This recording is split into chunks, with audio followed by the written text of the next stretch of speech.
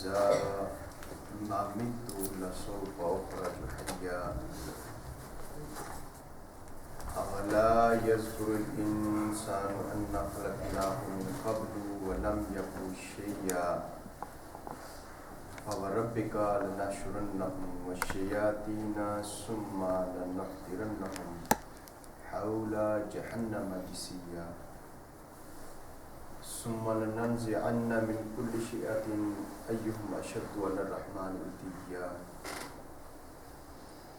ثم لنحن أعلم بالذين هم أولى بها صليا وإن منكم إلا واردها كان على ربك حتما مقضيا ثم ننجي الذين اتقوا ونذر الظالمين فيها جثيا وإذا تتلى عليهم آياتنا بينات قال الذين كفروا للذين آمنوا أي الفريقين خير مقاما وأحسن نديا وكم أهلكنا قبلهم من قرن هم أحسن أساسا ورئيا صدق الله العلي العظيم وصدق رسوله سبحان الله. وقال رسول الله صلى الله عليه وسلم عن أبي هريرة رضي الله تعالى قال قال رسول الله صلى الله عليه وسلم لكل شيء زكاة وزكاة الجسد الصوم قال الصيام نصف الصبر وفي رواية قال رسول الله صلى الله عليه وسلم صلوا تنجحوا وزكوا تفلحوا وصوموا تصحوا وسافروا تغنموا رواه الربيع أو كما قال الرسول صلى الله عليه وآله وسلم. عن أبي هريرة رضي الله تعالى عنه قال قال النبي صلى الله عليه وسلم من لم يدع قول الزور والعمل به فليس لله حاجة في أن يدع طعامه وشرابه. وعن عبد الله بن عمر رضي الله تعالى عنهما قال أن رسول الله صلى الله عليه وسلم قال الصيام والقرآن يشفعان للعبد يوم القيامة. يقول الصيام اے رب منعت الطعام والشهوات بالنهار فشفعني فيه. ويقول القرآن منعت النوم بالليل فشفعني فيه فيشفعاني أو كما قال رسول صلى الله عليه وسلم إن الله وملائكته يصلون على النبي يا أيها الذين آمنوا صلوا عليه وسلموا تسليما اللهم صل على سيدنا محمد وعلى آل سيدنا ومولانا محمد وبارك وسلم عليه. مولاي صل وسلم دائما أبدا على حبيبك خير الخلق كلهم والحبيب الذي ترجى شفاعته لكل حول من الأحوال مقتحم. اللہ جل مجدہ کا لطف و احسان جس نے ماہ رمضان مبارک کی ان بابرکت ساعتوں میں ماہانہ درس قرآن کی اس مجلس مبارکہ میں ہمیں شرکت کی توفیق عطا فرمائی. اللہ تبارک تعالی ہم سب کا آنا اور یہاں حاضر ہونا اور اس مجلس مبارکہ میں بیٹھنا اپنی بارگاہ میں قبول و منظور فرمائے. میرا خیال ہے اتنی جگہ ادھر ہے کہ آپ ادھر بیٹھنے کی ضرورت نہیں ہے. میں اتنی دور سے چل کے آ گیا ہوں تو آپ ادھر سے قریب سے نہیں آ سکتے. آ جائیں پلیز, قریب آ جائیں, کرسی لے آئیں ساتھ, ادھر قریب لے آئیں. جی جتنا قریب ہوں گے اتنی ہی محبت پیدا ہوگی. اور آگے آئے، اس کمرے کی حدود میں آ جائے، اس کمرے میں کوئی نہ رہے، جو بعد میں آئے وہ وہاں ڈرتے جائیں گے، آپ اس کمرے کی حدود میں آئے۔ ابھی ڈر تو نہیں لگنا،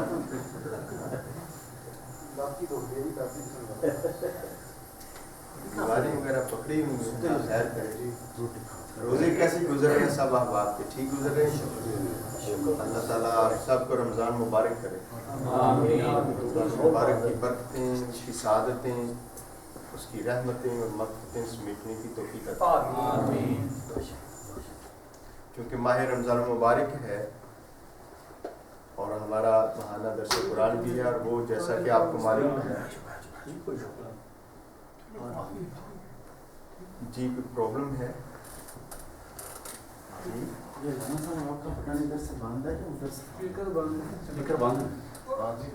کون سا بٹن؟ میرا بٹن مائک نہیں چلتا،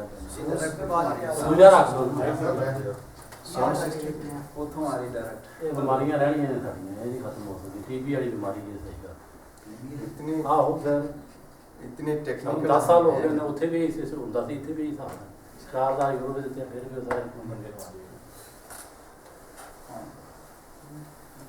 ماسٹر بہت تیز ہیں۔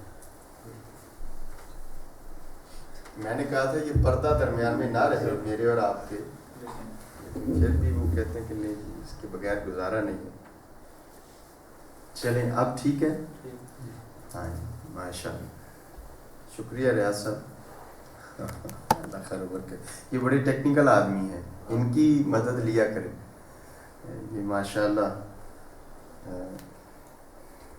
ان چیزوں کو بہتر سمجھتے ہیں اور جانتے ہیں۔ میں عرض یہ کر رہا تھا چونکہ ماہ رمضان المبارک بھی ہے اور ساتھ ہمارا چونکہ ماہانہ جو درس عرفان القرآن ہوتا ہے وہ ایک ترتیب سے چل رہا ہے، اس میں منتخبات کی جو صورت ہوتی ہے موقع محل کے مطابق وہ شاید نہیں ہوتی، اور ہم اپنے ایک تسلسل سے چل رہے ہیں۔ آپ کو معلوم ہے سورہ مریم شریف کی تلاوت، اس کا ترجمہ اور اس کی تشریح اور تعبیر جو ہے وہ ہم کر رہے ہیں، اور اس کے پہلے ہم نے 7 رکوع جو ہیں وہ مکمل کر لیے الحمدللہ، اور آج جو تلاوت کی آپ کے سامنے یہ 8واں رکوع ہے الحمدللہ، تو ہم بڑی تیزی کے ساتھ اس کو مکمل کرتے چلے جائیں گے۔ چند فضائل رمضان مبارک کے حوالے سے حضور نبی اکرم صلی اللہ علیہ وسلم کی چند احادیث مبارکہ، اور پھر اس کے بعد انشاءاللہ کچھ جو ہے وہ قرآن پاک کے جو تسلسل ہے اس میں ہم واپس آئیں گے انشاءاللہ العزیز۔ حضور نبی اکرم صلی اللہ علیہ وسلم کی ایک حدیث مبارکہ ہے، ماجہ میں، ابن ماجہ، طبرانی اور بہقی میں یہ حدیث مبارکہ آئی ہے۔ حضرت ابو ہریرہ رضی اللہ تعالیٰ عنہ نے اس کو روایت کیا ہے۔ آپ فرماتے ہیں کہ قال رسول اللہ صلی اللہ علیہ وسلم، آقا علیہ السلام نے ارشاد فرمایا، ہر چیز کی کوئی نہ کوئی زکوٰۃ ہوتی ہے، ہر چیز کی کیا ہوتی ہے؟ زکوٰۃ ہوتی ہے۔ وہ زکوٰۃ الجسد الصوم، اور جسم کی جو زکوٰۃ ہے وہ روزہ ہے۔ جسم کی زکوٰۃ کیا ہے؟ روزہ ہے۔ اور نبی اکرم صلی اللہ علیہ وسلم نے ارشاد فرمایا، الصیام نصف الصبر، جو روزہ ہوتا ہے وہ نصف صبر ہے، وہ صبر کا آدھا حصہ ہے۔ یعنی اگر آپ صبر کو پانا چاہیں، صبر کو آزمانا چاہیں، صبر کو اپنے جسم پر، جان پر، اپنی روح پر جو ہے وہ اتارنا چاہیں اور اس کا تجربہ کرنا چاہیں صبر کا، اور صبر میں سے گزرنا چاہیں، یعنی صبر زبان سے نہیں بلکہ وہ آپ کے اوپر بیت جائے، آپ کے جسد کے اوپر، آپ کے جسم کے اوپر، آپ کی جان کے اوپر، آپ کی روح کے اوپر اگر صبر بیت جائے، کیونکہ صبر ایک ایسی چیز ہے جو کہنے کی چیز نہیں، کرنے کی چیز ہے، اور روزہ بھی جو ہے وہ کہنے کی بات نہیں ہے، زبان کی بات نہیں ہے، روزہ بھی رکھنا ہوتا ہے، اس میں سے گزرنا ہوتا ہے، وہ بیت جاتا ہے بندہ اس میں سے، وہ عمل سے گزرتا ہے. یہ دونوں چیزیں عمل سے ہوتی ہیں. اور صبر بھی ایک راز ہے اللہ کا، اور روزہ بھی اللہ کا راز ہے. تو فرمایا نصف صبر جو ہے، کوئی صبر کا نصف پانا چاہے تو صرف روزے سے اسے نصیب ہو جاتا ہے، اور اس کو پھر آگے اپنی ساری زندگی میں وہ آدمی پھیلا سکتا ہے اس صبر کو، کہ زندگی کے معاملات کے اندر انسان صبر کر جائے. یعنی بھوک ہے، صبر کر گیا اور کھانا نہیں کھا رہا حلال چیزوں کے اندر. پیاس ہے لیکن وہ پی نہیں رہا. خواہش نفسانی ہے لیکن وہ پوری نہیں کر رہا. اور یہ ساری حلال چیزیں ہیں، یعنی ساری چیزیں حلال ہیں لیکن وہ نہیں کر رہا. تو یہ نصف صبر، اسی سے اللہ پاک نے اس کی پریکٹس کروا دی، ایک تربیت کروا دی، آپ کے جسم میں سے گزار دی وہ چیز. اور پھر آگے کیا ہوگا کہ جب حرام چیز سے واسطہ پڑے گا، حرام کھانے سے واسطہ پڑے گا، حرام پینے سے واسطہ پڑے گا، اور حرام عمل سے واسطہ پڑے گا، تو پھر کیا ہوگا صبر کا عالم. آپ اندازہ کر سکتے ہیں کہ جب ایک حلال چیز کھانے سے منع کیا تو منع ہو گئے، تو اس مومن کی کیا شان ہے. چہ جائے کہ ایک حرام چیز ہو اور وہ اس کی طرف جائے اور اس پر عمل کرے. تو یہ پیغام ہے روزے کا بھی. تو فرمایا جس طرح ہر جسم کی ہر چیز کی زکوٰۃ ہوتی ہے، اس طرح جسم کی بھی زکوٰۃ ہے، آپ کے جسم کی زکوٰۃ ہے. اور وہ کیا ہے؟ وہ روزہ رکھنا ہے. اچھا، مال کو پاک کرنا ہے تو زکوٰۃ دے دیں، مال کی زکوٰۃ دے دیں، نکال دیں حصہ 2.5%. 11 مہینے ہم کھاتے ہیں پیتے ہیں، تو یہ ایک مہینہ ہے جس میں ہم کیا کرتے ہیں؟ زیادہ کھا لیتے ہیں. یہ بات صحیح کی جی، بات آپ کی درست ہے. اس لیے کہ روزہ آتے ہیں تو ہماری سوچ جو ہے وہ اسی میں رہتی ہے کہ کھانا کیا ہے اور کب کھانا ہے اور اس کی تیاری کب کرنی ہے اور کب پھر کھانا ہے. کسی نے بڑا اچھا کارٹون بنایا ہوا تھا جی، کہ کھانے ہر قسم کے، سارا دن روزہ رکھ کے بندہ سوچتے رہتا ہے یہ بھی کھا لوں گا، یہ بھی کھاؤں گا، یہ بھی کھاؤں گا، یہ بھی کھاؤں گا. وہ سارا اس کے اوپر ہوتا ہے، اور جب مغرب کا وقت ہوتا ہے تو وہ سب کچھ اندر چلا جاتا ہے، تو پیٹ ایسا پھول جاتا ہے. تو اصل میں روزہ تو نہ کھانے کا نام ہے، نہ پینے کا نام ہے. ٹھیک ہے نا؟ تو ہم زیادہ جتنا روزے میں کھا لیتے ہیں، اکثر احباب کے وزن بڑھ جاتے ہیں روزے میں، جبکہ کم ہونا چاہیے. تو بہرحال روزے کے متعلق فرمایا گیا کہ جس طرح مال کی زکوٰۃ نکلتی ہے، اس طرح جسم کی زکوٰۃ بھی نکلتی ہے. اور آپ دیکھیں 11 مہینے ہیں ایک طرف، اور ایک مہینہ روزہ رکھا جاتا ہے، تو یہ تقریباً وہی پرسنٹیج نکل آتی ہے جو مال کی نکالتے ہیں آپ جی. جتنی مال کی نکالتے ہیں اتنی ہی آپ کی یہ نکل آئی. ٹھیک ہے. اب آگے نبی پاک صلی اللہ علیہ وسلم نے ارشاد فرمایا 15 روزے گزر گئے. ہماری بہنیں بھی آج موجود ہیں، بیٹیاں بھی موجود ہیں الحمدللہ، میں ان کو بھی خوش آمدید کہتا ہوں. مگر اب اگلی بات آ رہی ہے، تقریباً 14واں روزہ ہے آج. کتنا روزہ ہے آپ کا؟ آپ نے ترکیوں کے ساتھ رکھا ہے یا مراکیوں کے ساتھ رکھا ہے؟ ترکیوں کے ساتھ رکھا ہے آپ نے، لیکن باقی سب نے تو نہیں رکھا نا ترکیوں کے ساتھ.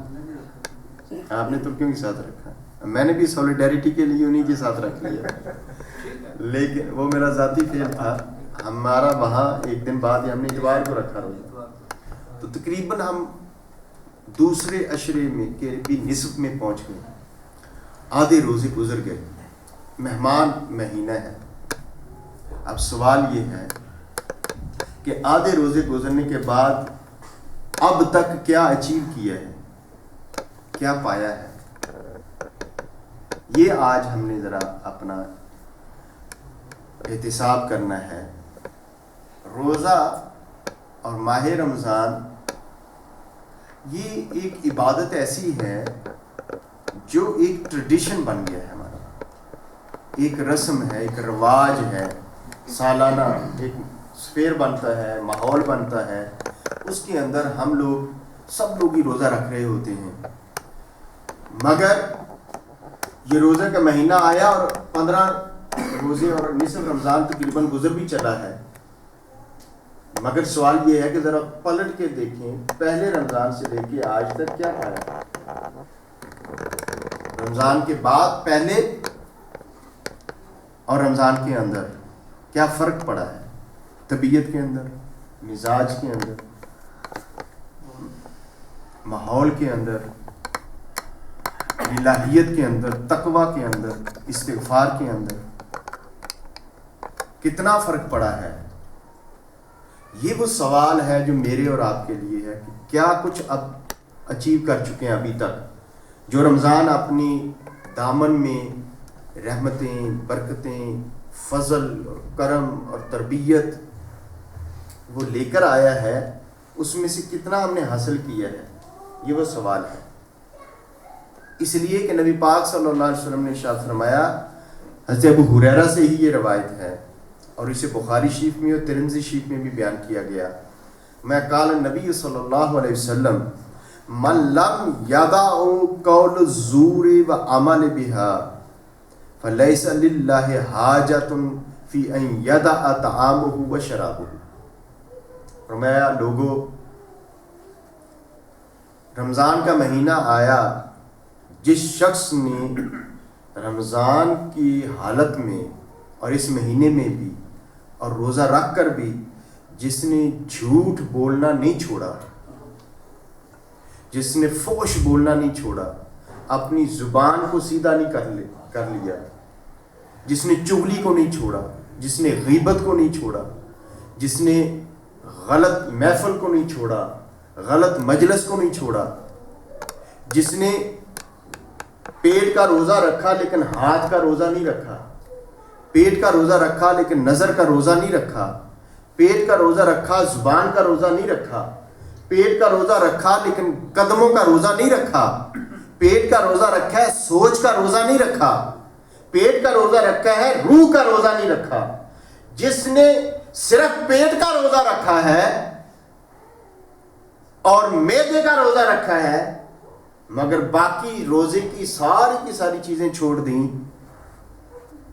اور وہ جھوٹ بولتا رہا، زبان بھی اس کی چلتی رہی، دل بھی وہ لوگوں کے دکھاتا رہا اور زبان جو ہے وہ نشتر کی طرح چلتی رہی. فرمایا قول زور اگر کسی نے نہ چھوڑا، وعمل بہ، اور جس نے برے عمل کو بھی نہ چھوڑا، اپنی عادتیں بھی وہی رہیں اور کسی عادت کو بدلا نہیں ہے، کسی بھی عادت کو بدلا تک نہیں ہے اور کوئی فرق نہیں پڑا طبیعت کے اندر، مزاج کے اندر، اور کوئی مزاج کے اندر، صورت کے اندر، سیرت کے اندر، عمل کے اندر کوئی فرق نہیں پڑا، خدا خوفی دل میں ابھی بھی پیدا نہیں ہوئی، تو فرمایا فلیس للہ حاجۃ، تو اللہ کو کوئی حاجت نہیں ہے تمہارے بھوکے اور پیاسے رہنے کی. اس کو تو ضرورت نہیں ہے کہ تم ضرور ہی بھوکے رہو، پیاسے رہو. رب کو تمہارا بھوکا پیاسا ہونا منظور نہیں ہے، نہ اس کی ضرورت اور حاجت ہے. تمہارے بھوک پیاس سے اللہ کو کیا فرق پڑتا ہے؟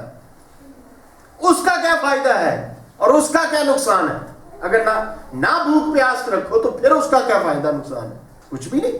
تو اللہ کو تمہاری بھوک اور پیاس کی کوئی ضرورت حاجت نہیں. اگر تم نے اپنے اعمال کو نہیں بدل لیا، اگر تم نے اس رمضان سے کوئی سیکھا نہیں ہے، اگر تم نے اس رمضان سے اپنی طبیعت کے اندر، اپنے مزاج کے اندر کوئی تبدیلی پیدا نہیں کی، تو پھر رب کو تو تمہارے بھوکا پیاسا رہنے کی ضرورت حاجت نہیں ہے. یہ اتنا بڑا پیغام ہے اللہ کے رسول کی طرف سے ہمارے لیے کہ اگر رمضان آیا اور تمہیں دے کر کچھ نہیں گیا، تمہاری طبیعت مزاج کی اصلاح نہیں ہو سکی، تمہاری تربیت نہیں ہو سکی، تم بدلے نہیں ہو، کسی ایک عادت کو بھی نہیں بدلا، تو فرمایا رب کو تو تمہارے روزہ رکھنے کی کوئی حاجت ضرورت. تو پھر ایسا ہی ہے کہ تم تھوڑی دیر کے لیے بھوکے پیاسے رہے گی، تو اس بھوک اور پیاس کا کیا فائدہ؟ رمضان میں عرض کیا کرتا ہوں، ہمیشہ کہتا ہوں، رمضان صرف روزہ رکھنا نہیں ہے، رمضان ایک پورا پیکٹ ہے. اس میں اب یہ دوسرا مہینہ ہے، دوسرا عشرہ چل رہا ہے. پہلا عشرہ رب کی رحمت کا ہے، دوسرا عشرہ رب کی مغفرت کا ہے، اور تیسرا عشرہ کس کا ہے؟ جہنم سے آزادی کا ہے. اب میں دوسرے اور تیسرے کی بات کروں گا. رحمت والا مہینہ تو چلا گیا، جو رب کی رحمتیں ہونی تھیں وہ پہلا عشرہ تو گزر گیا. جس نے رب کی رحمت کو سمیٹ لیا سو سمیٹ لیا، خوش نصیب ہے. جس نے رب کی رحمتوں کو اپنے دامن میں لے لیا، خوش نصیب ہے. جو نہ لے سکا، بس اللہ پاک کا وہ وقت گزر گیا ہے. اب دوسرا عشرہ ہے، اور دوسرا عشرہ مغفرت کا ہے. کس کا ہے؟ آئیے، رمضان ہمیں کیا دے کے جائے گا؟ یہ مغفرت کی بات کی ہے. اللہ تبارک تعالیٰ یہ بھی کہہ سکتا تھا کہ دوسرا عشرہ جو ہے وہ اللہ سے استغفار کرنے کا ہے. بڑی آپ کو ایک راز کی بات بتانے جا رہا ہوں، بڑے غور سے سنیے گا، توجہ سے سنیے گا. استغفار بھی مغفرت طلب کرنا ہے اللہ سے، ایسا نہیں فرمایا یہ استغفار کا عشرہ ہے، فرمایا یہ مغفرت کا عشرہ ہے. کس کا عشرہ ہے؟ مغفرت. اب دونوں ایک ہی چیزیں ہیں، فرق کیا ہے؟ ایک چھوٹا سا فرق بتانے جا رہا ہوں، آپ ذرا غور سے سنیے. مغفرت کہتے ہیں بخشش کو. کس کو؟ بخشش کو. استغفار کہتے ہیں بخشش کے طلب کرنے کو، رب سے بخشش مانگنا. اور اللہ نے یہاں بخشش کے صرف مانگنے کی بات نہیں کی، جبکہ بخشش کا مانگنا بھی ہے. اب جب بھی ہم استغفار کی بات آتی ہے، مغفرت کی بات آتی ہے، تو اس کا مطلب ہم پتہ کیا سمجھتے ہیں؟ اب ذرا آپ غور فرمائیے گا. ہم یہ سمجھتے ہیں اللہ تعالیٰ سے معافی مانگنا. کیا؟ اللہ سے، یہی ہے نا مغفرت، اللہ سے معافی مانگنا. جبکہ اللہ نے یہاں معافی مانگنے کا ذکر ان جنرل کیا ہے، مطلقاً ذکر کیا. بخشش، مغفرت کس سے؟ یہ مٹا لیا، یہ درمیان سے نکال دیا ہے. جو بات بتانا چاہتا ہوں، کس سے مغفرت، کس سے معافی، کس سے بخشش، یہ نہیں بتایا آگے. اور فقط اللہ سے معافی مانگنا یہ بھی نہیں کہا، تو اس کو جنرل کر دیا. اب کیوں کیا جنرل؟ اب یہ بات نقطہ سمجھ گیا آپ؟ یہ استغفر اللہ پڑھنا نہیں ہے صرف بخشش کا یہ مہینہ، بخشش کا یہ عشرہ، یہ صرف استغفر اللہ نہیں ہے کہنا کہ بخشش کا یہ عشرہ ہے. تو کیا مطلب ہوا اس کا مطلب یہ ہوا اللہ سے معافی مانگو. کیا کہیں گے؟ استغفر اللہ ربی من کل ذنب، استغفار زیادہ پڑھیں. ایسا ہی ہے نا؟ یہ مفہوم عام طور پر ہمارے ذہن میں آتا ہے. میں آپ کی توجہ کسی اور طرف دلانا چاہتا ہوں. رب نے تو یہ بات ہی نہیں کی، رب نے تو یہ بات نہیں کی، جبکہ اللہ سے معافی مانگنے کی اجازت ہے، منع بھی نہیں کیا، مگر بات جنرل کر دی. میں یہ عشرہ نبی پاک نے فرمایا مغفرت کا ہے. کس کا؟ مغفرت سے. کس سے؟ یہ نہیں بتایا، یہ نہیں بتایا کس سے. اب آپ کو بتاتا ہوں کیوں. اور اگر یہ بات سمجھ آ گئی تو پھر پہلی جو حدیث پاک ہے جو ابھی بتائی کہ اگر کسی نے اپنے اعمال کو بہتر نہ کیا تو رب کو تو تمہارے بھوکا پیاسا رہنے کی ضرورت نہیں ہے، وہ بتانے جا رہا ہوں. اب یاد رکھیں، حق دو طرح کے ہوتے ہیں. کس طرح کے؟ حقوق اللہ اور حقوق العباد. اللہ کا حق اور بندوں کا حق. تو اللہ کی اگر نافرمانی کی ہے، اللہ کا گناہ کیا ہے، اللہ کو ناراض کیا ہے، اور ایسا کام جس کا تعلق رب کی ذات کے ساتھ ہے، تو پھر رب سے استغفار کرو. پھر کس سے کرو استغفار؟ رب سے کرو. اور اگر اس کہ بندوں کے ساتھ تم نے زیادتی کی ہے یا بندوں نے تمہارے ساتھ زیادتی کی ہے، تو اب مغفرت کا تعلق بندوں کے ساتھ ہے. اور یہ پہلو ہم بھول جاتے ہیں، یہ پہلو ہم کیا کرتے ہیں؟ بھول جاتے ہیں کہ مغفرت کا ایک تعلق بندوں کے ساتھ بھی ہے بابا. اور جب بندوں کے ساتھ اس کا تعلق آتا ہے، آپ نے نماز نہیں پڑھی، رب کا حق ہے کہ اس کی عبادت کی جائے، سجدہ کیا جائے، آپ نے نہیں کیا تو رب سے معافی مانگو. تو رمضان کے اندر تو کوئی نماز جس نے کبھی نہ پڑھی ہو تو رمضان میں پھر بھی وہ پڑھ لیتا ہے کہ نہیں پڑھتا؟ جی پڑھتے ہیں یا نہیں پڑھتے؟ تو وہ تو پڑھی جا رہی. روزہ بھی رکھا ہوا ہے. جی اچھا مانا روزہ تو رکھا ہوا ہی ہے، اسی مہینے میں زکات بھی نکل جائے گی، اسی مہینے میں بہت سارے آپ کو اللہ توفیق دیتا ہے، عمرہ بھی کر لیتا ہے، رب کے گھر کی زیارت بھی کر لیتے ہیں، تو سارے ارکان پورے اس مہینے میں ہو جاتے ہیں. جی ہو جاتے ہیں نا، کم یا زیادہ. نافرمانی تو نہیں بندہ کرتا اس مہینے میں جا کے، اللہ کی نافرمانی نہیں کرتا، تو پھر مغفرت کا زیادہ تعلق اس کے ساتھ ہوا. یہ بتائیں وہ حقوق العباد کے ساتھ. اب حقوق العباد کی دو صورتیں ہیں. ایک صورت یہ ہے کہ آپ کو کسی نے آپ کے ساتھ زیادتی کی ہے. پہلی بات ہے کسی نے آپ کا دل دکھایا ہے، آپ کے ساتھ زیادتی کی، آپ کا مال کھایا ہے، آپ کو دھوکہ دیا ہے، آپ کے ساتھ زیادتی کی ہے، آپ کسی سے ناراض ہیں. جی تو مغفرت کا یہاں معنی یہ ہوگا کہ آپ اس بندے کو، اس بھائی کو، اس ذات کو جس نے آپ کے ساتھ زیادتی کی ہے، آپ انیشیٹو لیں، یہ چاہیں کہ رب تمہیں معاف کر دے تو پہلے تم معاف کرو. تو معافی کا تعلق تم سے شروع ہوگا. معافی کہاں سے شروع ہوگی؟ اپنے آپ سے. بندہ جب اپنے آپ سے شروع کرتا ہے وہ کام، تو پھر امید رکھے کہ کوئی بھی اسے معاف کر دے گا. اور اگر میرا تو رہے وہیں کا وہیں سلسلہ، جی وہ وہیں رہے، زمین جنبد نہ جنبد، گل محمد کی طرح، گل محمد وہیں رہے، میرے اندر نفرت اسی طرح سے رہے دوسروں کے متعلق، میرا غصہ چاہے جائز ہے، کسی نے جائز طور پر میرا حق کھایا، ناجائز طور پر مجھے تنگ کیا، وہ میرا جائز غصہ بنتا ہے. ناجائز طور پر میرے ساتھ زیادتی کی، میرا پیسہ کھا گئے، میرے بچوں کے ساتھ زیادتی کی، میری بیوی کے ساتھ کسی نے بدسلوکی کی ہے. آپ دیکھ لیں بہت ساری وجوہات ہوں گی. اور ایک بات یہ بھی ہے، بندہ اپنے سے بھی ناراض ہوتا ہے، اپنے آپ سے بھی ناراض ہے، اپنے پر بھی غصہ ہے یا نہیں ہے؟ ہوتا یا نہیں ہوتا؟ تو پھر پہلے اپنے آپ کو معاف کرنا ہے. پہلی صفائی یہ ہے کہ اپنے آپ کو معاف کرو، اپنے اوپر غصے ہو. بندہ پوچھے، کئی آدمی دیکھتے ہیں آپ چہرے بعد ایسے ہوتے ہیں وہ بڑے غصیلے ہوتے ہیں، پوچھے بندہ بھائی کسی سے ناراض ہو، کہتے ہیں نہیں.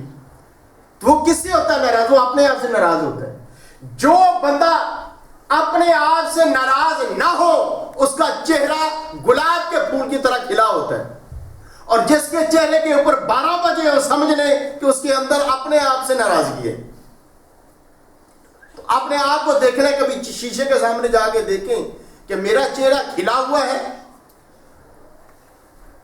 اور وہ شیشہ کون سا ہوگا؟ وہ من کا شیشہ ہوگا.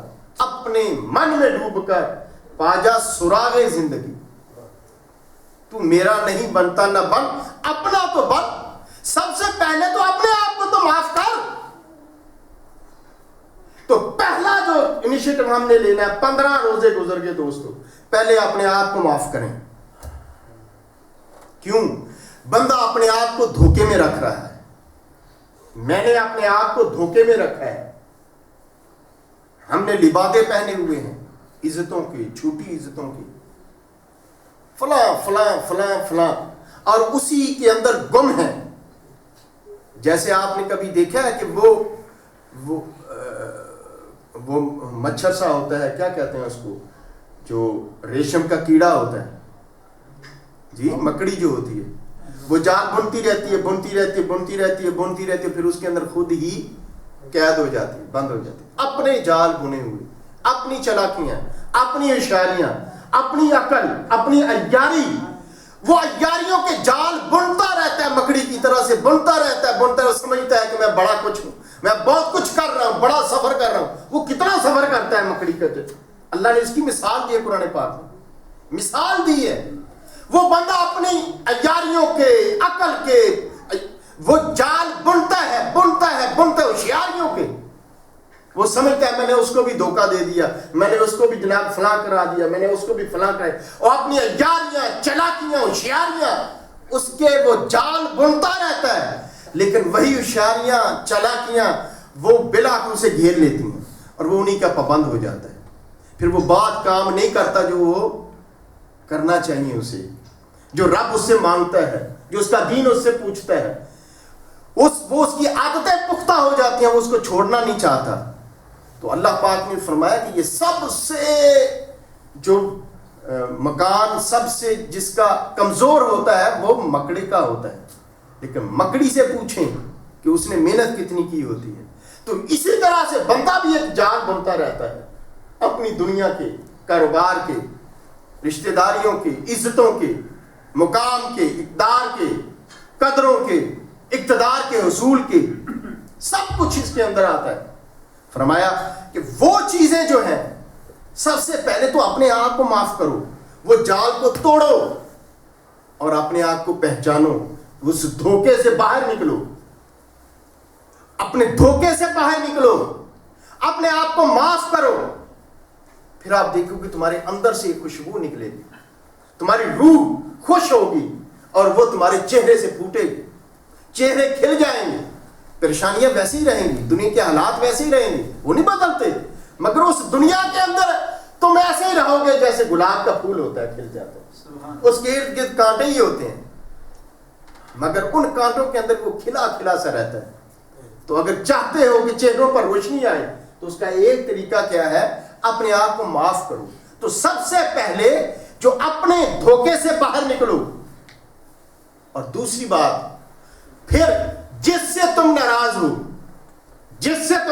ہو، وہ تمہاری بیوی ہو سکتی ہے، وہ تمہارے بہن بھائی ہو سکتے ہیں، والدین ہو سکتے ہیں، وہ عزیز رشتہ دار ہو سکتے ہیں نا، وہ آپ کے دوست احباب ہو سکتے ہیں، محلے دار ہو سکتے ہیں، کاروبار جس کے ساتھ کرتے ہیں وہ ہو سکتے ہیں، جس کے ساتھ بھائی چارہ چل رہا ہے وہ ہو سکتے ہیں، نمازی ہیں تو وہ ہو سکتے ہیں، آپ کے دفتر میں کام کرتے ہیں تو آپ کے وہ کولیگز ہو سکتے ہیں. تو آپ کسی سے تو ناراض ہیں نا؟ ایسا تو نہیں ہے کہ کسی سے بھی کوئی ناراض نہ ہو، پڑوسی ہوتے ہیں، پڑوسی ہیں. تو دیکھیں جس سے بھی آپ ناراض ہیں، جس کے بارے میں بھی آپ کے دل میں کینہ ہے، بغض ہے، حسد ہے، اس کی آگ ہے. کسی نے آپ کے ساتھ زیادتی کر دی، کسی نے آپ کے ساتھ برا کر دیا، کسی نے آپ کا مال کھا لیا، کسی نے آپ کے ساتھ اتنی پین دیا، آپ کے دل توڑ دیا کسی نے آپ کا، تو فرمایا پہلے ان کو معاف کرو، پھر اپنے آپ کو معاف کرو، پھر ان کو معاف کرو. ٹھیک؟ تو یہ بخشش یہ ہے، یہ 10 دن اس بخشش کے بھی ہیں. ٹھیک ہے، میری آواز آپ کو آ رہی ہے؟ ٹھیک ہے، اب اس کو ڈسٹرب کریں یار، اس کو اس کی بیٹری وغیرہ ہے، بیٹری ختم ہو گئی. تو فرمایا کہ سب سے پہلی جو چیز آپ نے کرنی ہے وہ اپنے آپ کو معاف کرنا ہے. اور دوسری بات کیا فرمایا؟ کہ ان کو معاف کرو جن سے تمہارا دل دکھا ہوا ہے، جن سے تم رنجیدہ ہو، جن سے تمہیں تکلیف ہے، جنہوں نے تمہیں اذیت دی ہے، جنہوں نے تمہارے ساتھ زیادتیاں کی ہیں. اور وہ جائز آپ کا حق ہے کہ آپ اس کے اوپر ناراض ہوں. آپ کا جائز حق ہے کہ آپ کسی سے اس حوالے سے اپنے دل میں بغض رکھیں، جبکہ رکھنا تو نہیں چاہیے. فرمایا کہ ان کو تم معاف کر دو. تو تمہیں پہلے معاف کرنا ہے، سب سے پہلے تم نے معاف کرنا ہے. یہ بڑا مشکل ہوتا ہے. تو سب سے پہلی چیز کیا ہے؟ اپنے آپ کو معاف کرو. اور جن سے تم ناراض ہو، جن سے تمہیں شکوہ ہے، تھوڑا ہے، زیادہ ہے، مطلب کئی لوگ ایسے ہیں جو بے ضرر قسم کا شکوہ ہوتا ہے ان کے ساتھ، ایسے ہی رہ جاتے، کسی نے کوئی تکلیف والی بات کر دیا، آپ نے کہا یار میں نہیں اس کو بلاتا، نہیں چھوڑ. ایک ہمارے یہاں ہالینڈ میں اسے کہتے ہیں کہ مک امنیت، آپ کیا کہتے ہیں ترجمہ؟ ہاں ایسے ہی کہتے ہیں، کیا کہتے ہیں ذرا اونچی بولو. مک امنیت جی. میں اس کو چاہتا ہی نہیں، اس کی شکل ہی مجھے اچھی نہیں لگتی. اب درمیان میں مسئلہ کوئی نہیں ہے، وہ پوچھے بھی کیا ناراضگی کیا، نہیں کوئی بس. یا کبھی کوئی چھوٹی سی بات ہو گئی، کسی نے کوئی آپ سے بات کی، کوئی ایسا ہی ہوتا ہے نا، سیاست پاکستان میں چل رہی ہے، آپ کا ایک موقف ہے تو اس نے دوسرا موقف اختیار کیا، آپ اس کو پرسنل لے گئے، اب وہ جناب بنا کے بیٹھا نہیں یار وہ بندہ ہی نہیں چنگا، چل خواہ مخواہ ہے وہ سینے میں پال کے وہ بڑھتا رہتا ہے، کینسر بڑھتا رہتا ہے. پوچھے بندہ بابا کیوں کہ الرجک ہو اس سے، وہ کہتے ہیں درمیان سے بات کوئی نہیں نکلتی. اچھا وہ بات یاد بھی نہیں رہتی کس وجہ سے ناراض تھا، ناراضگی رہ جاتی ہے، بات بھول جاتی ہے. کسی سے پوچھ لے بابا کیوں ناراض تھے، وہ بھی نہیں پتا ہوتا. اس معاملے میں ہمارے بچے ماشاءاللہ خیریت والے ہیں کہ یہ اس طرح کے کام، یہ ہم جو پاکستان سے بیماری لے کر آئے، پاکستان سے بہت ساری سکنیسز لے کے آتے ہیں نا ہم لوگ، وہ ان میں سے ایک یہ ہے. کسی نے بات کر دی، آپ کو اچھی نہیں لگی، پرسنل لے گئے، آپ وہ جناب وہ اس کے اوپر ہی پور کئی سال نہیں بولتے. انہیں نہیں میں تو دی شکل بھی نہیں دیکھنا چاہتا، وہ کیوں نہیں دیکھنا چاہتے، بات کے وہ نہیں مجھے یاد رہی، بات یاد نہیں رہی، ویسے ناراض ہو تو ناراضگی پال لی ہے، وہ پالتے بڑھتے تعلق ختم کر لیا، واسطہ ختم کر لیا، ملنا جلنا ختم کر لیا، فون کرنا ختم کر دیا، گھر جانا ختم کر دیا. وہ نہیں جی بس ٹھیک ہے ایویں چھوڑے. یہ بات یہ ناراضگی ہے آپ کی، اس کو ختم کریں خدا کے لیے، یہ ختم ہونی چاہیے. اور اسی طرح ہماری مائیں بہنیں بیٹیاں سن رہی ہیں، ان کے اندر یہ بیماری اس سے بھی زیادہ ہے، کیونکہ وہاں چغلی غیبت یہ معاملات تو زیور ہے نا.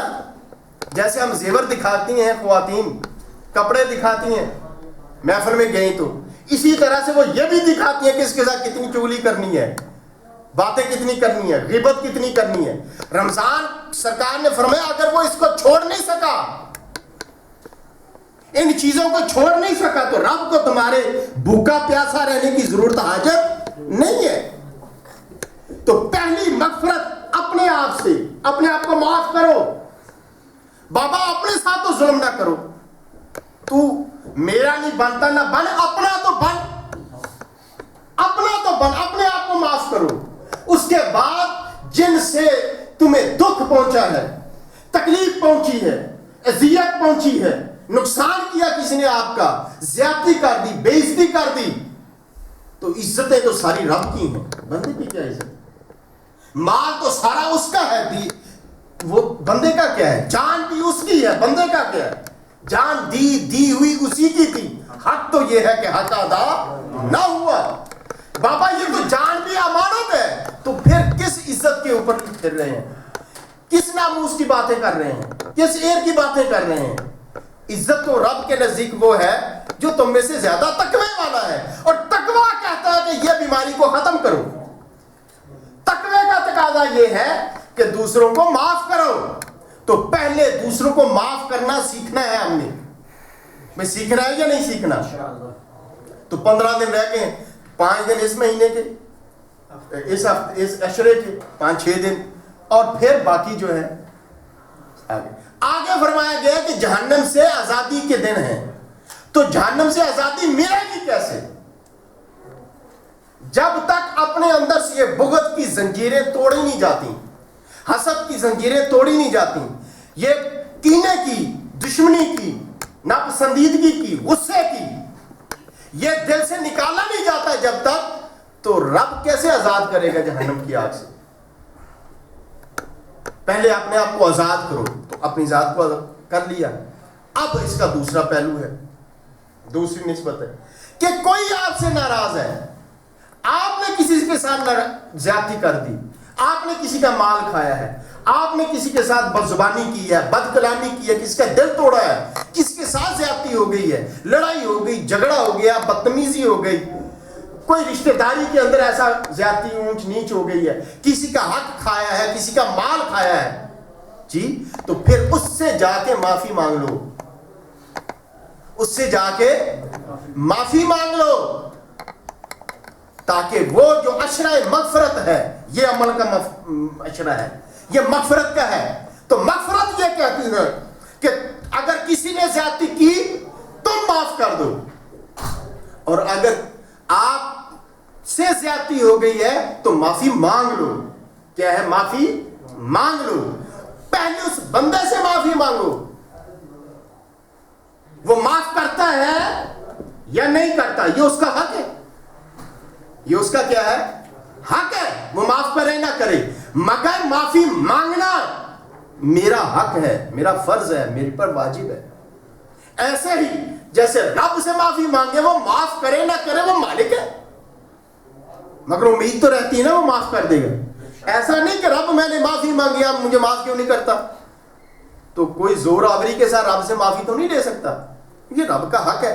ایسے ہی بندے کا بھی حق ہے. آپ کے ذہن میں یہ سوال آ جائے, آپ سوال کر سکتے ہیں, او جی وہ بندے سے کیا جی فائدہ کی معافی مانگنا, تو نے معاف تو کرنا کون. اچھا معافی مانگنے کا فائدہ ہی کیا ہے؟ اکثر یہ سوچ آتی ہے یا نہیں آتی ذہنوں کے اندر, اس لیے نہیں قدم بڑھاتے کہ نہیں یار, پہلے سب سے پہلے ایک وہ آتی ہے, اپنی انانیت آتی ہے, جو بت پا رکھا ہے انانیت کا, ایگو کا, وہ درمیان میں آ جاتا ہے اور وہ کہتا ہے, وہ بت کہتا ہے نہیں نہیں کی لوڑ جان دی, وہ ایڈا بھی کیڑی زیادتی کر چلی. اب دیکھیں نا کہ پاکستان میں ہم ہوتے ہیں تو پاؤں کے اوپر پاؤں آ جائے تو یہاں ہوں گے تو وہ 100 دفعہ, اگر کسی کا پاؤں آپ کے پاؤں پر آ جائے وہ 100 دفعہ معافی مانگے گا. تو پاکستان میں کیا کرتے ہیں, پاؤں آ جائے آپ اسے دیکھتے ہیں تو وہ پھر کہتا ہے کہ وہ مرت نہیں گیا, ہاں جی انا ہوئے یہاں سر کھینا پیا تین نہیں پتہ لگا. تو یہ رویے ہیں ہمارے, ہم نے سیکھنا جو نہیں ہے. یہاں ساتھ سے گزر جائیں تو وہ سوری بابا ان سے ہی کچھ سیکھ لو, ان سے کچھ سیکھ لو. ہے تو یہ میرے نبی کی سنت, ہے تو میرے دین کی یہ طریق, مگر کچھ ان سے سیکھ لو. انہوں نے اپنا لیا, ہم نے چھوڑ دی. تو وہ عادتیں جو اخلاق کی ہیں, جو پیار کی ہیں, دیکھو بابا یہ جو ہم نے جو دین کا لبادہ بنا رکھا ہے نا, ہم نے جو دین کو سمجھ رکھا ہے, وہ ہم یہ سمجھتے ہیں کہ جیسے یہ جو سارے معاملات ہیں وہ بس نمازیں پڑھ لی, اللہ اللہ خیر صلی اللہ, باقی سارا تھوڑا ہوتے ہی رہتے. میں پنجابی میں بات کر رہا ہوں, وہ ادھر کا ادھر ہی ہے. وہ نمازیں پڑھ کے رات کو بھی جناب 420 لگائی ہوئی ہے, یہ کر لیں, زکات کر لیں, روزہ رکھ لیں, اور اس کے بعد بس ٹھیک ہے. یہ نہیں ہے. اگر ایسا ہوتا تو یہ نکالے گا سورت, مجھے سورۃ المومنون, قد افلح المومنون, کون سے اس پر ہے؟ 18 ہے نا جی, ٹھیک ہے. تو یہ نہیں ہے صرف دوستو کہ صرف اور صرف جو ہے وہ نماز یہ سب کچھ, روزے یہ سب کچھ, وہ دین کے چھوٹے 11ویں دے دی, کام ختم. تو ادھر بھی لگایا ہوا ہے اور کام ادھر کا ادھر بھی کرتے جانا. نہیں, اگر یہ نماز آپ کو برائی اور بے حیائی سے روکے نہ تو وہ نماز ہی نہیں. اب دیکھو ان الصلاۃ تنہی عن الفحشاء والمنکر. اب یہ بتاؤ کہ نماز تو عبادت ہے, اور منکرات اور فحشاء اس کا تعلق اخلاق کے ساتھ ہے. فوش زبان, اخلاق اچھا ہو تو عبادت آپ کا اخلاق سنوارتی ہے, اور اخلاق سنورے نا, من سنورے نا, زبان بدلے نا, طریقہ بدلے نا, بیہیویئر بدلے نا, اخلاق بدلے نا, موریلٹی بدلے نا, اور آپ کی موریلٹی درست نہ ہو, رب کو وہ عبادت بھی قبول نہیں ہے. اگر بندہ بد زبانی نہ چھوڑے, اگر بندہ گالی دینا نہ چھوڑے, جھوٹ بولنا نہ چھوڑے, بدتمیزی نہ چھوڑے, منکرات نہ چھوڑے, کی نماز قبول نہیں ہو رہی، اس لیے کہ اگر وہ نماز ہے تو وہ آپ کو برائی اور برے کاموں سے روکے گی، ورنہ وہ نماز ہی نہیں، وہ باقی تو ٹکرے ہی ہیں، مارتے رہے۔ اگر وہ نماز آپ کو کچھ دے کے نہیں جا رہی ہے، دیکھنا بابا 5 وقت نماز پڑھتے ہیں تو اس کا حاصل وصول کیا ہے تمہاری زندگی میں؟ رب کو تو ضرورت نہیں ہے تمہارے سجدوں کی، رب کو تو نمازوں کی حاجت ہے، وہ نماز تجھے کیا دے رہی ہے؟ اب فرما مومن کی شان بیان کی رب نے، قد افلح المومنون، مومن جو ہے وہ پا گئے، فلاح پا گئے۔ کون والے مومن؟ ان کی آگے رب تعریف کرتا ہے، الذین هم فی صلاتہم خاشعون، وہ نماز کے اندر کیا اختیار کرتے ہیں؟ خشیت۔ نماز کے اندر کیا اختیار کرتے ہیں؟ اچھا، یہ ہے عبادت۔ اگلی آیت دیکھیں، اللہ کی شان، والذین هم عن اللغو معرضون، وہ جو لغو باتوں سے ہٹ جاتے ہیں۔ اس کا تعلق کس کے ساتھ ہے؟ اخلاق کے ساتھ ہے یا نہیں ہے؟ تو پہلی آیت رب نے بیان کی عبادت والی، دوسری آیت صاف ہی فرمایا اخلاق درست کرو۔ والذین هم للزکاۃ فاعلون، وہ لوگ جو زکوٰۃ پر عمل کرتے ہیں، تیسری آیت ہے۔ چوتھی، والذین هم لفروجہم حافظون، جو اپنی فروج کی حفاظت کرتے ہیں، جو بے حیائی سے بچتے۔ یہ کیا ہے؟ یہ کریکٹر ہے، یہ کردار ہے، یہ اخلاق ہے۔ آپ اندازہ کریں، ایک طرف عبادت کا ذکر کر رہے ہیں رب، اور ساتھ ہی اخلاق کا ذکر کر رہے ہیں، تو اخلاق اور عبادت یہ دونوں ساتھ ساتھ چل رہے ہیں۔ اگلی آیت دیکھ لیں، الا علی ازواجہم وما ملکت ایمانہم فانہم غیر ملومین، اس کا تعلق اس کے ساتھ آ گیا۔ فرمایا فمن ابتغى وراء ذلك فاولئک هم العادون والذین هم لاماناتہم وعہدہم راعون، وہ لوگ جو اپنی امانتوں اور عہد کے اندر پورے اترتے ہیں۔ آپ دیکھیں کریکٹر، کردار ہے۔ نماز، روزہ، حج، زکوٰۃ، عبادات سب کچھ نہیں، اس کے ساتھ ساتھ پیرلل کردار چل رہا ہے، اخلاق چل رہا ہے۔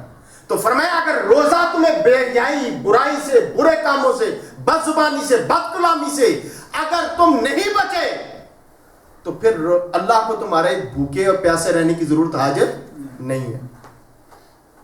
تو دوسرا عمل یہ ہے کہ پھر اگر کسی کے ساتھ زیادتی کی ہے، کسی کا دل دکھایا ہے، کسی کو بدزبانی کی ہے، کسی کا حق تلف کیا ہے، تو تمہیں پتا ہے میں نے کس کس کو دھوکہ دیا ہے، وہ تیرے اور تیرے رب کے درمیان ہے۔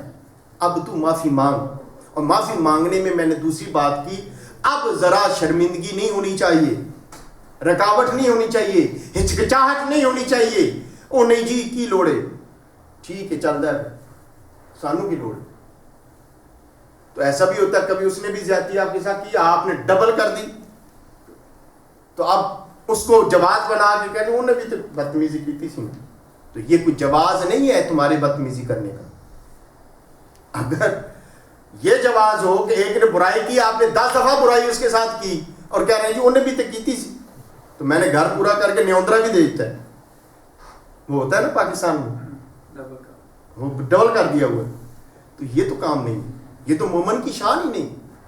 وہ تو کیا کرتا ہے مومن کو؟ تو یہ حکم ہے ان الحسنات یذہبن السیئات، حسنات ہوتی ہیں جو برائی کو مٹاتی ہیں۔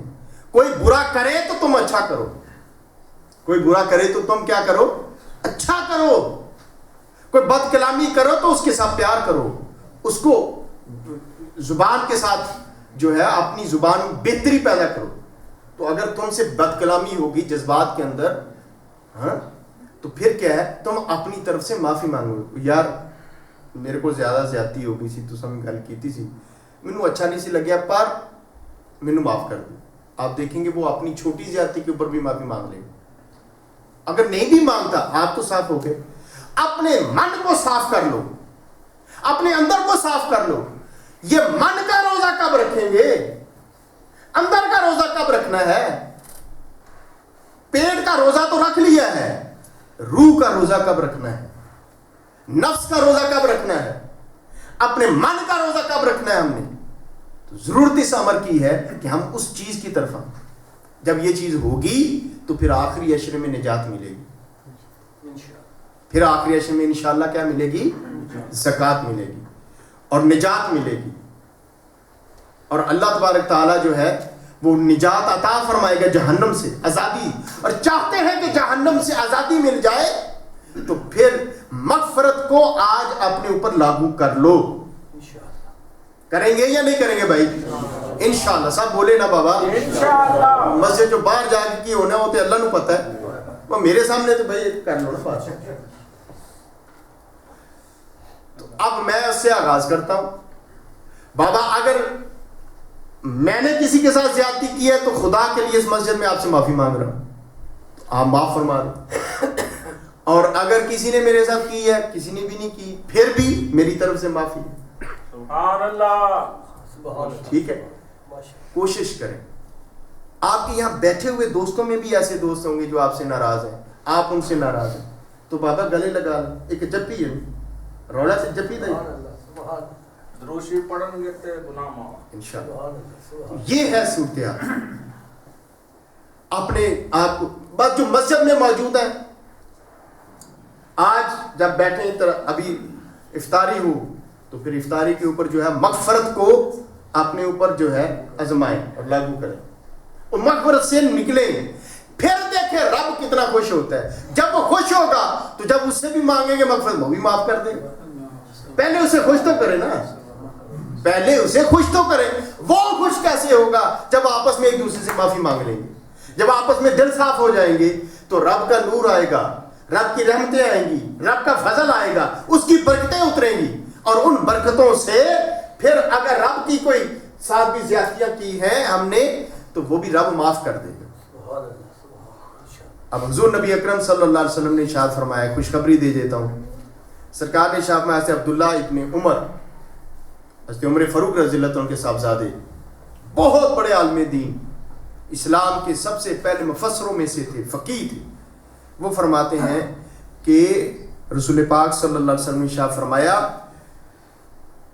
کہ جو روزہ اور قرآن ماہ رمضان کے اندر دو چیزیں کٹھے چلتی ہیں.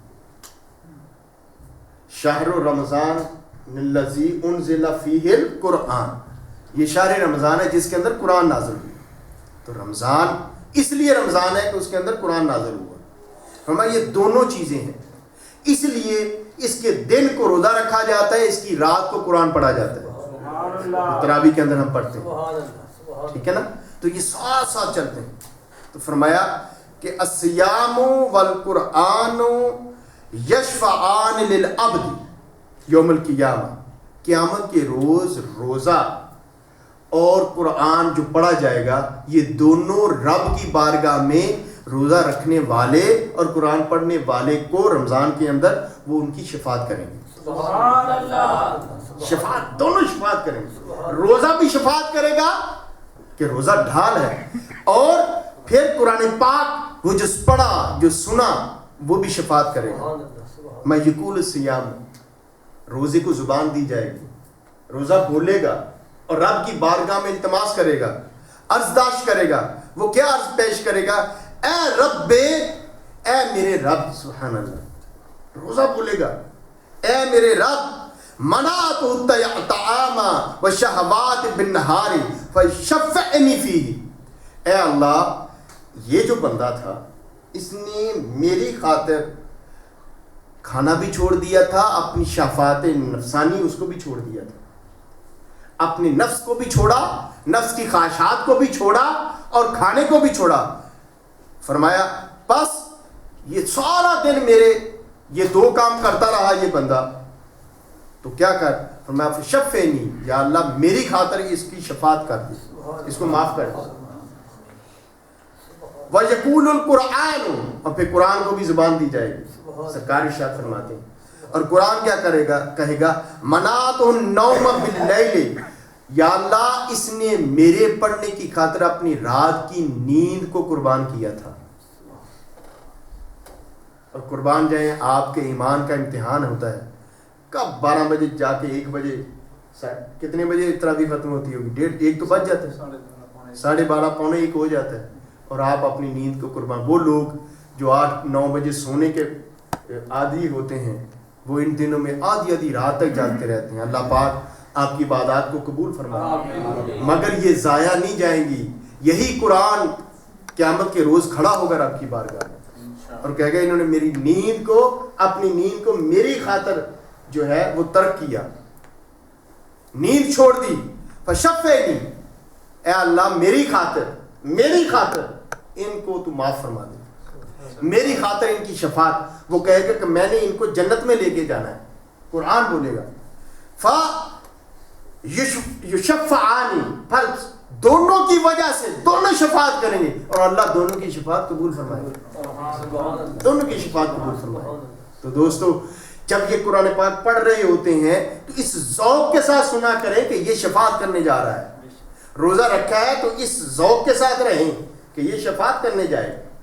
اللہ پاک میرے اور آپ کے روزوں کو قبول و منظور فرمائے. اب یہ یاد رکھیں, یہ رمضان شریف کا سلسلہ تھا. آپ تھوڑا اپنے اس طرف بھی آ جائیں جو سبق ہے ہمارا چل رہا, جس کی آیات کریمہ پڑھی. ایک کافر تھے مکہ کے اندر, اور وہ جو کافر تھے ان کا نام تھا ابی ابن خلف جہمی, قبیلے سے ان کا تعلق تھا. انہیں حضور نبی مکرم صلی اللہ علیہ وآلہ وسلم کے مشن اور آپ کی دعوت اور آپ کا پیغام اور پیغام توحید اور پیغام رسالت اور پیغام آخرت جو تھی, اس حوالے سے آپ سب کو کرسی دے رہے ہیں. قرآن پاک پڑھ رہے ہیں. تو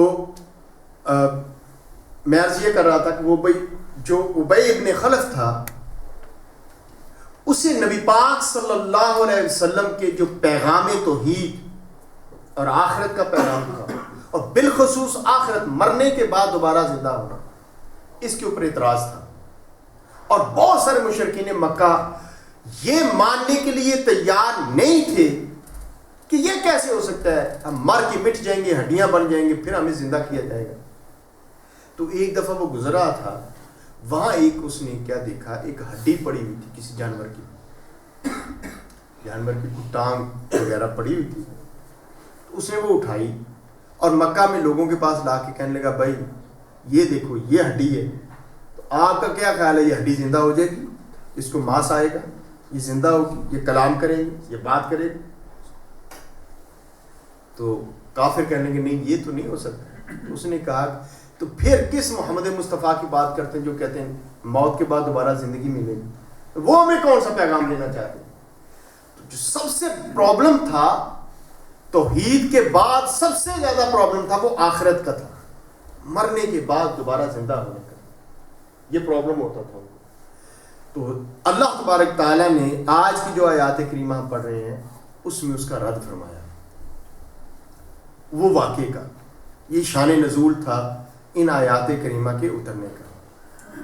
تو اللہ سبحانہ و تعالیٰ نے فرمایا کہ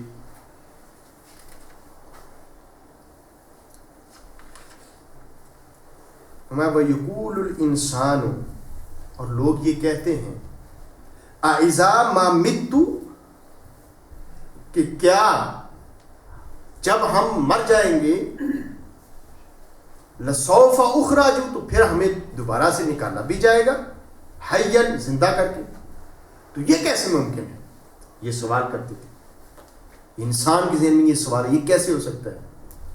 اب اللہ پاک نے اس کا بڑا ہی پیارا جواب دیا قرآن پاک کی آیت کریمہ میں, اولا یذکر الانسان, کیا انسان اس پر غور نہیں کرتا, کیا اس بات کو یاد نہیں کرتا, انا خلقناہ من قبل ولم یک شیئا, کہ ہم نے اسی انسان کو پیدا کیا تھا جب وہ کچھ بھی نہیں تھا. اب تو پھر بھی ہڈیاں ہیں, اس نے ہڈی پکڑی تھی نا, تو کہہ رہا یہ ہڈی دوبارہ کیسے زندہ ہوگی, محال ہے, ناممکن ہے, ہو ہی نہیں سکتا. اللہ نے فرمایا تم اس چیز کو محال سمجھتے ہو, تو کیا جانتے نہیں ہو تمہیں جب پیدا کیا تھا تو اس وقت کوئی ہڈی تھی, کوئی چیز تھی؟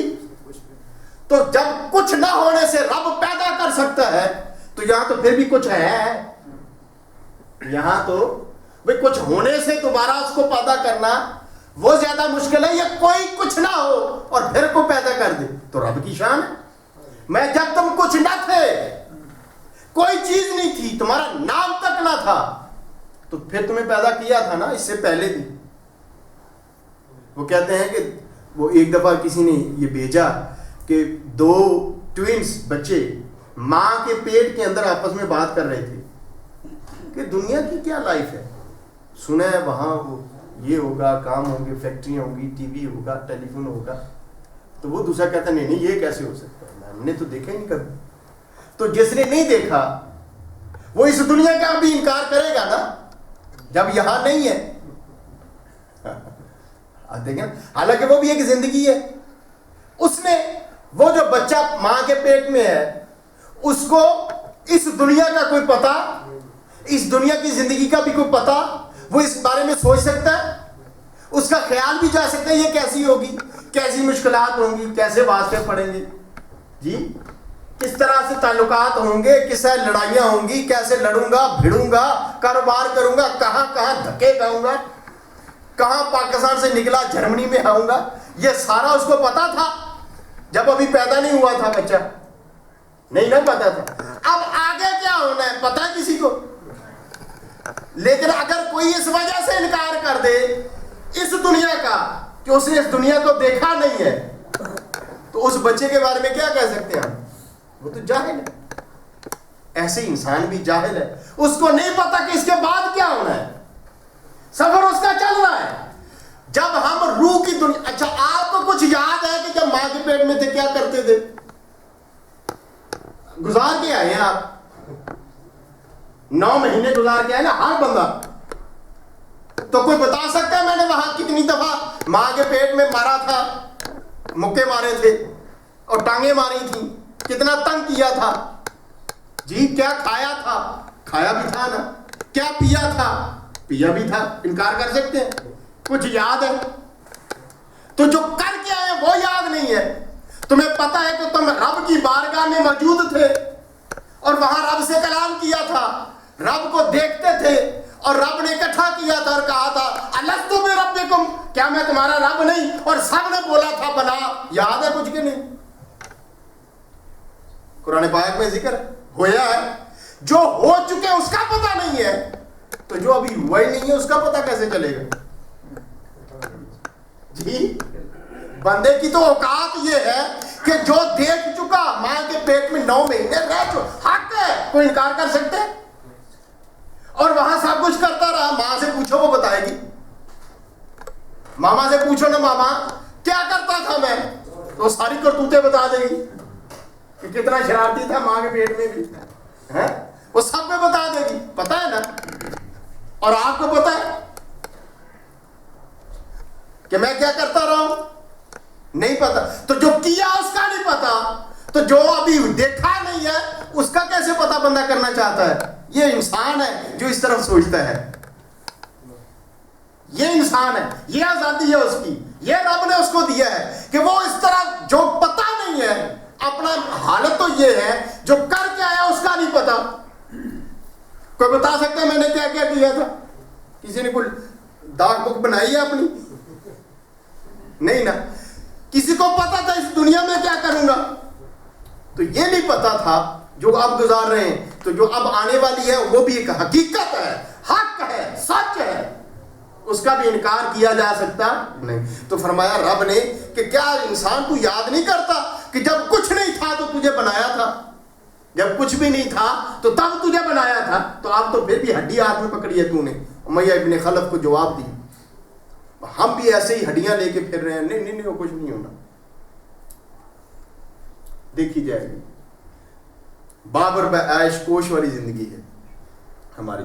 فَوَرَبِّكَ، اب اللہ پاک اپنے جلال کے ساتھ فرماتا ہے، اور ماہ رمضان کے اندر یہ جو روزے کے دن ہیں، یہ اس کا ذکر ایک اور رنگ میں آپ کے ساتھ رکھ رہا ہوں۔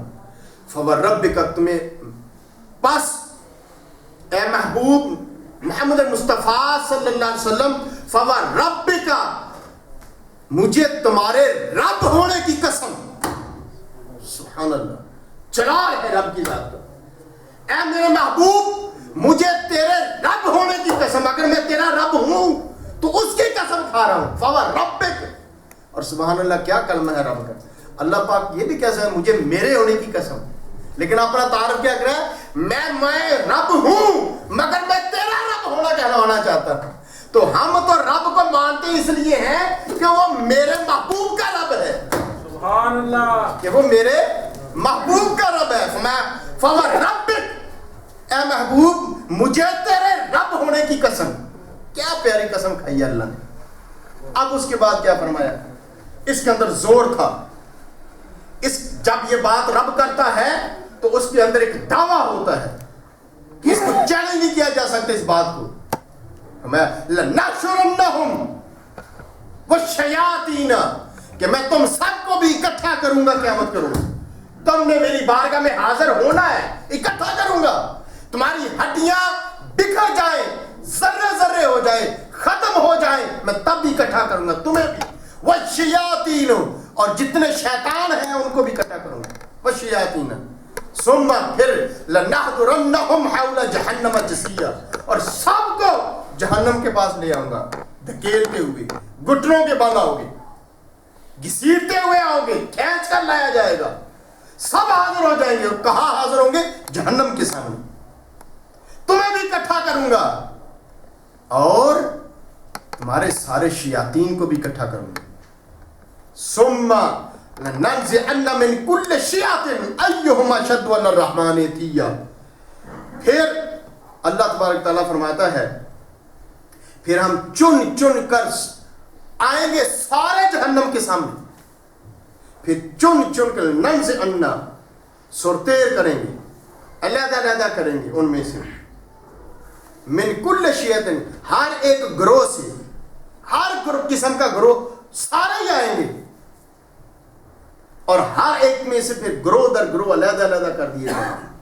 ایہم اشد علی الرحمن عتیہ، کہ ان گروہوں میں دیکھا جائے گا کون کتنا زیادہ اپنے رب رحمان کے برخلاف نافرمانی کرتا تھا، کون کتنا بڑا نافرمان تھا، علیحدہ علیحدہ گروہ کر دیے جائیں گے۔ سب کو، نافرمانوں کو جہنم کے سامنے لایا جائے گا، پھر ان کے بھی گروہ کیے جائیں گے، جماعتیں بنائیں گے، کون کتنا بڑا نافرمان تھا۔ اللہ پاک ہمیں اپنی نافرمانی سے محفوظ رکھے، آمین، اور اس وقت سے محفوظ رکھے جب کھینچ کے جہنم کے دروازے کے اوپر لے جائیں گے۔ صحابہ اکرام اتنا ڈرتے تھے اس بات سے، وہ کہتے تھے، قرآن پاک میں یہ ذکر آیا، سرکار سے پوچھا، فرمایا یا رسول اللہ ہمیں بھی کھینچ کے لے جایا جائے گا؟ فرمایا ہاں تمہیں بھی لے جائے۔ پھر وہ چپ کر گئے، خاموش ہو گئے۔ اب ایک اور موقع پر صحابہ کرام ایک دوسرے سے پوچھنے لگے کہ سرکار نے فرمایا تو ہے کہ تمہیں لے جائیں گے اور جہنم کے سامنے پیش کیا جائے گا، اور باقی واپسی کی تو بات ہی نہیں کی، کہ پھر کیا کریں گے؟ یہ نہ ہم نے پوچھا نہ سرکار نے بتایا ہے، تو بنے گا کیا؟ تو وہ ڈرتے تھے اور روتے تھے، ساری ساری زندگی روتے رہتے تھے۔ صحابہ کرام اس بات سے ڈرتے تھے ہمیں کھینچ کے مجرموں کی طرح سے جہنم کے سامنے لے جایا جائے، تو پھر کیا ہوگا؟ جب سرکار سے تصدیق کی یا رسول اللہ ہمیں بھی لے جایا جائے، میں سب کو لے جایا جائے گا، جہنم سب کو دکھائی جائے گی، سب کو دکھائی جائے گی، کوئی شخص ایسا نہیں ہوگا، حتیٰ کہ نیک پارسا شہداء تک کو اس کا دکھایا جائے گا کہ یہ جہنم ہے، یہ تھی وہ جہنم۔ بعد میں کیا ہوگا یہ علیحدہ معاملہ ہے، لیکن جہنم سب کو دکھائی جائے گی۔ ثم نحن عالم بالذین هم اولی بها صلیہ، یہ وہ مقام ہے، میں پھر ہم ہی خوب جانتے ہیں، ہم ہی بہتر جانتے ہیں ان لوگوں کو جو زیادہ مستحق ہے اس آگ میں تپائے جانے کی، کس کو کس بڑی آگ کے اندر پھینکنا ہے یہ ہمیں پتہ ہے، ہم فیصلہ کریں گے جو انکار کرنے والے ہوں گے۔ دوستو اپنے آپ کو اس آگ سے ہم نے بچانا ہے۔ وَإِنَّ مِنْكُمْ إِلَّا وَارِدُهَا کان علی ربک حتما مقضیہ، اور تم میں سے کوئی ایسا نہیں ہوگا مگر اس کا گزر دوزخ پر سے ہوگا۔ واردھا، اب یہ قرآن پاک کی آیت ہے، قطعی بنیادی آیت ہے. ذرا غور سے پھر دوبارہ سنیں. وَإِن مِّنكُمْ تم میں سے کوئی ایک نہیں بچے گا الا سوائے اس کے واردھا اسے وارد کیا جائے گا. کس کے اوپر؟ جہنم کے اوپر. جہنم پر پیش کیا جائے گا, جہنم پر وارد کیا جائے گا. کان علی ربک حتما مقضیہ, اور یہ آپ کے رب کے اوپر لازم ہو چکا, فیصلہ ہو چکا ہے.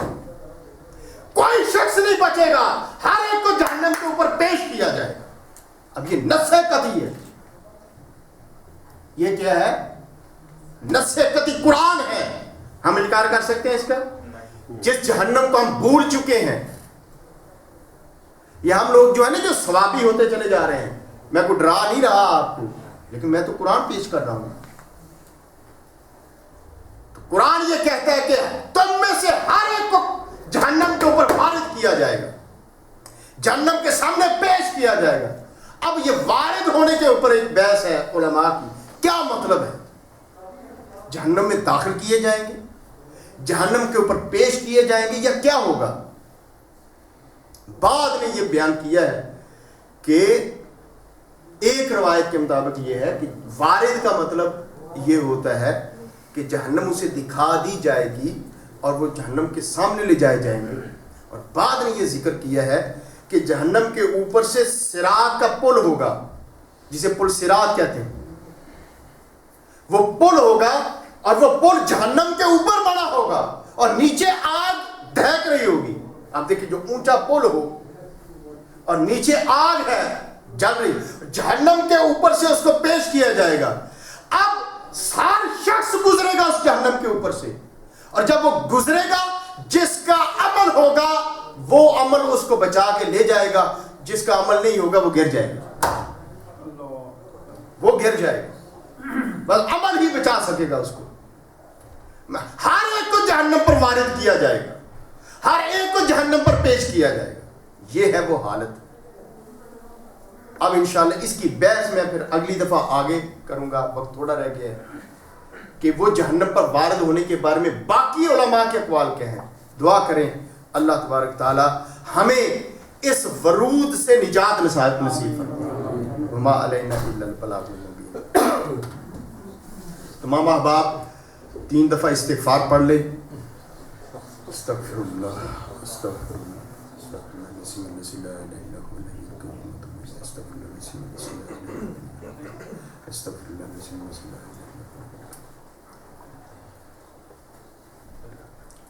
لا الہ الا اللہ, لا الہ الا اللہ, لا الہ الا اللہ, لا الہ الا اللہ.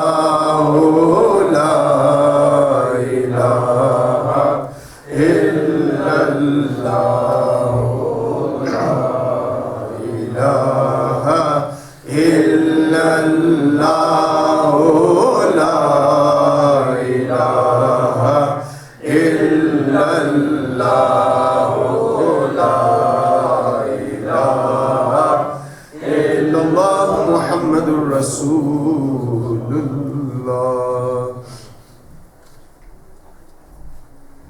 الا اللہ الا اللہ الا اللہ الا اللہ الا اللہ الا اللہ الا اللہ الا اللہ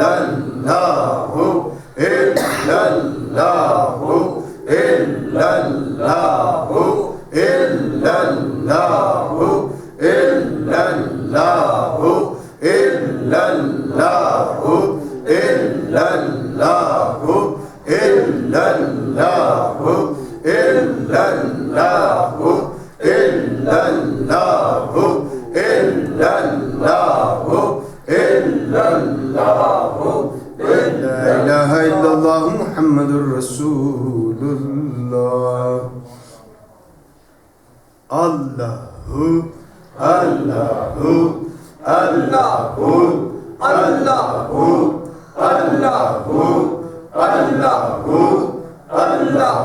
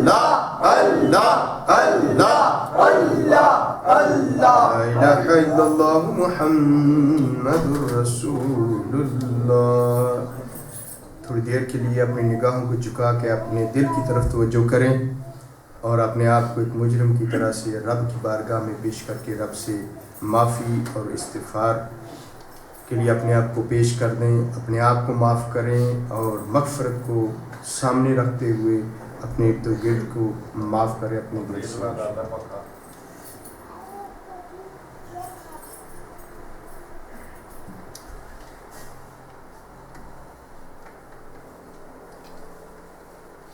آپ سب ختم شیک کریں۔